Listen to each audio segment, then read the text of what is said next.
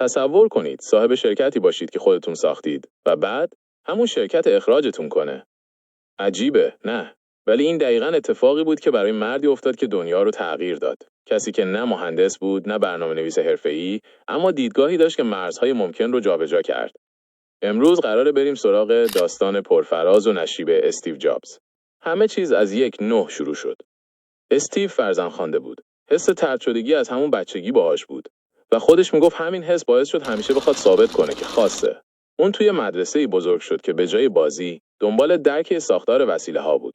کمالگرایی وسواسی جابز ریشه در همین سالهای تنهایی داشت. سال 1976 یه گاراژ خاکی و 2 رفیق، استیو جابز و استیو وزنیاک.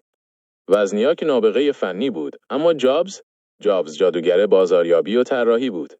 اون چیزی رو میدید که بقیه نمیدیدن. وقتی همه به کامپیوتر به چشم یه جعبه زشت نگاه میکردن، جابز دنبال زیبایی و سادگی بود و اینطوری اپل متولد شد.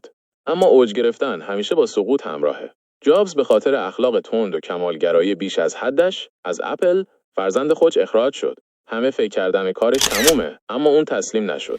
شرکت نکستی رو راه انداخت و استودیو پیکسار رو خرید تا نشون بده خلاقیتش مرز نداره. دهه 90 اپل در آستانه ورشکستگی بود. اینجا بود که پادشاه برگشت. با بازگشت جابز، طوفانی به پا شد. آیمک، بعد آیپاد و در نهایت زلزله‌ای به اسم آیفون. اون فقط موبایل نساخت، اون سبک زندگی ما رو عوض کرد. جابز ثابت کرد که هنر و تکنولوژی میتونن با هم ازدواج کنن. در نهایت سرطان از راه رسید.